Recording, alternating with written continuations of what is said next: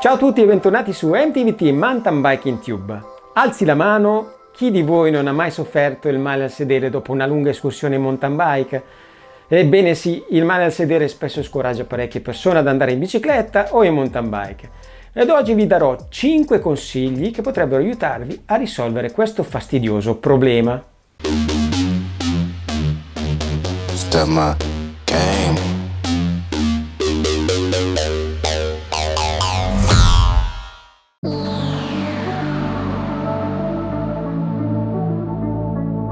Quando si acquista una nuova bici, viene data in dotazione una sella standard. Addirittura bici d'alta gamma, dei prezzi piuttosto elevati, vengono fornite con selle di qualità, costose, leggere, magari in carbonio, ma che purtroppo, nella maggior parte dei casi, non si adattano per nulla alla nostra costituzione o conformazione fisica. A mio modesto parere la ritengo una delle cose più insensate del mondo del ciclismo. Forse alcuni di voi sanno che la maggior parte della mia vita l'ho passata giocando a tennis. Quando si decide marca e modello di una racchetta, l'ultima cosa che si deve decidere, che si deve fare attenzione, è la grandezza dell'impugnatura del manico, in modo da avere l'impugnatura perfetta in base alle dimensioni della propria mano.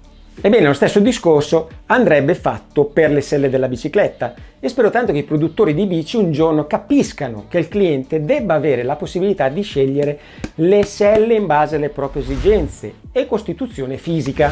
Passiamo intere ore seduti in sella.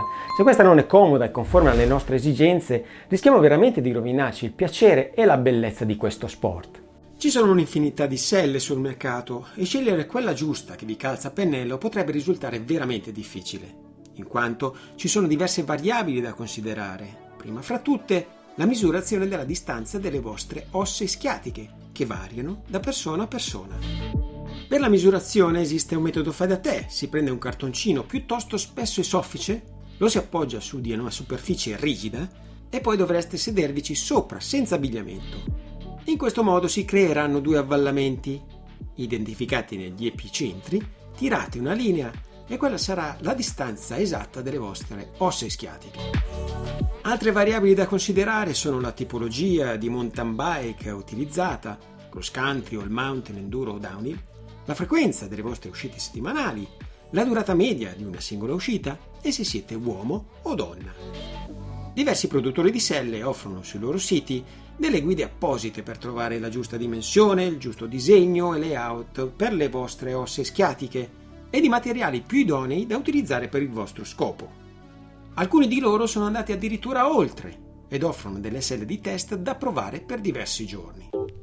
L'errore più comune è quello di pensare che una sella bella larga, bella imbottita, bella soffice come questa sia più comoda in assoluto, invece no, risulterà super comoda nei primi 10-15 minuti, ma alla lunga sentirete più dolore rispetto a una sella rigida, perché la superficie di contatto del sedere sulla sella morbida è maggiore rispetto a una sella rigida e dura, dove invece i punti di contatto saranno minimi e saranno solo quelli delle due protuberanze delle ossa ischiatiche. Certo, le prime volte anche con le selle rigide si sentirà dolore, ci siamo passati tutti, ma credetemi che con il tempo, se uscirete con regolarità, farete il cosiddetto callo e le cose andranno migliorando giorno dopo giorno.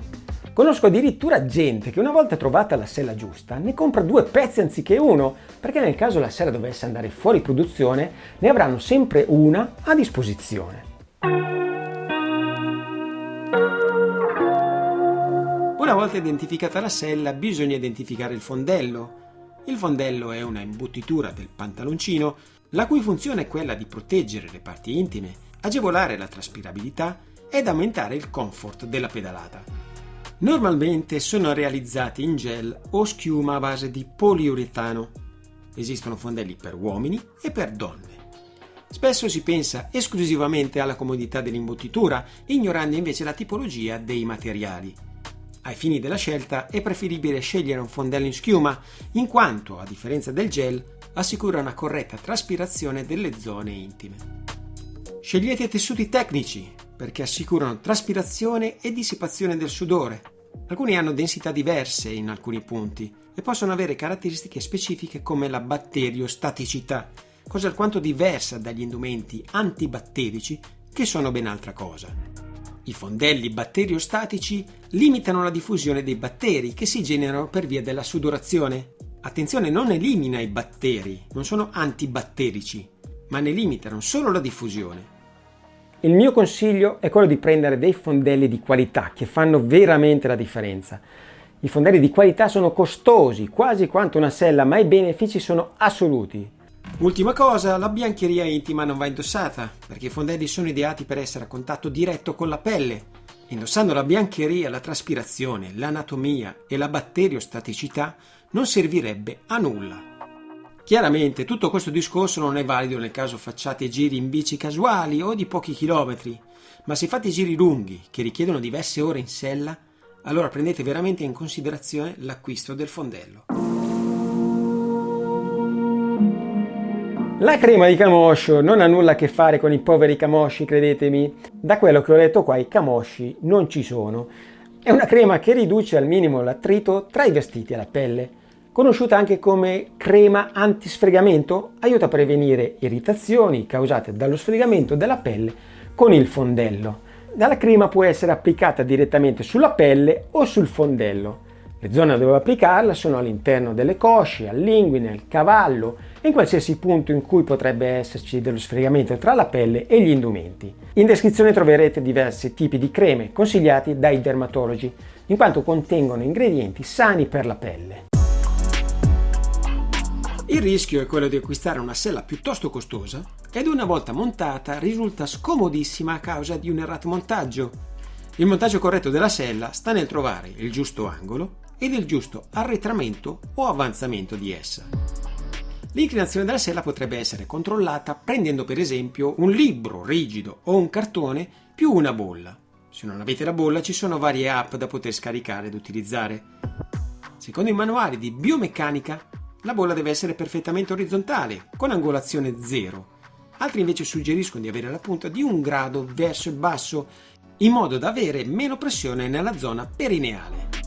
Sappiate che la sella può anche scorrere in avanti o indietro su dei binari ed il perfetto posizionamento vi aiuterà ad esprimere la giusta potenza sul pedale ed eviterà fastidiose infiammazioni alle ginocchia. Se durante la pedalata sentirete dolori alle ginocchia, a un singolo ginocchio, dolore interno, esterno, laterale, dolori che non hanno nulla a che fare con l'indolenzimento, significa che la vostra posizione in sella è errata. Vi consiglio quindi di cliccare sul link qui sopra per capire come poter rimediare. Un'altezza errata della sella potrebbe provocare una dispersione della potenza della pedalata ed anche in questo caso problemi muscolari e infiammazioni varie. Avere il perfetto posizionamento sulla mountain bike non è una cosa facile, però ci sono dei metodi. Come controllare l'altezza della sella? Mettetevi un paio di pantaloncini con fondello.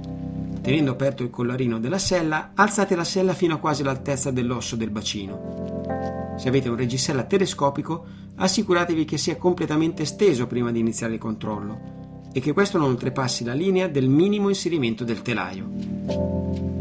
Sarebbe ora preferibile avere con voi una persona che vi aiuti a tenere la bicicletta. Se siete soli, potrete utilizzare un bancone o una parete in modo da potervi appoggiare. Sedetevi bene in sella, stando centrali con il bacino. Posizionate la pedivella in linea con il tubo piantone ed appoggiate il tallone sul pedale. La gamba deve essere completamente estesa e deve essere in grado di toccare il pedale. Il piede deve essere in posizione orizzontale. Nel caso che la gamba non fosse completamente estesa, significa che la sella è troppo bassa. Se invece il tallone non dovesse toccare il pedale, significa che la sella è troppo alta. Posizionate il tallone sul pedale e pedalate all'indietro. Accertatevi che il tallone rimanga bene a contatto con il pedale e che il piede sia orizzontale quando la pedivella è a ore 5. Se il tallone non rimane a contatto o il bacino si muove sulla sella, significa che la sella è troppo alta. Un altro metodo per capire se la sella è troppo bassa è quello di posizionare il tallone ancora sul pedale. Posizionate il pedale a ore 6 e provate ad alzarvi dalla sella senza andare in avanti con il baricentro. Se potete alzarvi dalla sella, significa che la sella è troppo bassa. E con questo è tutto. Se pensate ci siano delle aggiunte da fare o altri consigli da dare, sentitevi liberi di aggiungere i vostri commenti sotto al video.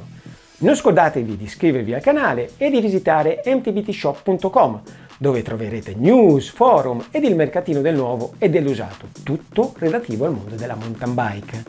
Vi saluto, vi ringrazio e ci vediamo alla prossima. Ciao!